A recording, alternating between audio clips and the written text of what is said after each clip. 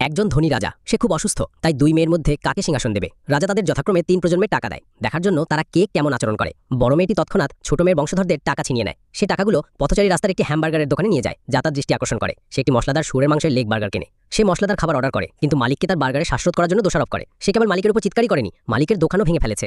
বড় রাজকুমারী অহংকার করে চলে গেছে। রাস্তার এক ভিক্ষুক তার কাছে টাকা চেয়েছিল। সে ভিক্ষুকের উপর তার রাগ দেখায়। অবশেষে তার রাগ কমে যায়। সে রাস্তার ধারে একটি কুকুরের বাচ্চা রোদে পুড়তে দেখে। সে কুকুরের বাচ্চাটাকে জ্বালাতন করার জন্য একটি ডাল তুলে নেয়, কিন্তু সেই কুকুরের বাচ্চা পরোটা ঠেলে দিল। পথচারী রাস্তায় হেঁটে বেড়ানোর পর সে 1 পয়সাও খরচ করেনি। সে তার সমস্ত টাকা খরচ করে একটি ভিলা এবং একটি সুপার কার কিনেছিল। তার দিনটি খুব আনন্দের ছিল। এই সময় ছোট্ট রাজকুমারীও পথচারী রাস্তায় এসেছিল। প্রথমেই যে জিনিসটি তার নজরে পড়েছিল তা হলো স্টলের নিচে আটকে থাকা হ্যামবার্গারটি।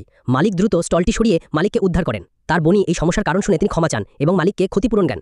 তারপর তার বোন যে কুকুরের বাচ্চাটিকে আহত করেছিল তার সাথে তার দেখা হয়। সে দ্রুত কুকুরের বাচ্চা তুলে নিয়ে যায়, চিকিৎসা করে এবং দত্তক নেয়। সে কুকুরের বাচ্চাটাকে একটি ছোট্ট ভিক্ষুকের হাতে দেয় এবং বাকি টাকা দিয়ে তাদের জন্য একটি ঘর কিনে দেয়। বাড়ি ফেরার পথে সে রাস্তার ধারে কাঁদতে দেখে। দুটি একাকী জীবন, একে অপরের উপর নির্ভরশীল। দুই মেয়ে তাদের সমস্ত টাকা খরচ করে রাজার কাছে আসে। রাজা তাদের স্মৃতির কথা শুনল। দয়া করে বলুন, রাজা কি তার বড় মেয়ের কাছে সিংহাসন তুলে দেব নাকি ছোট মেয়ের কাছে?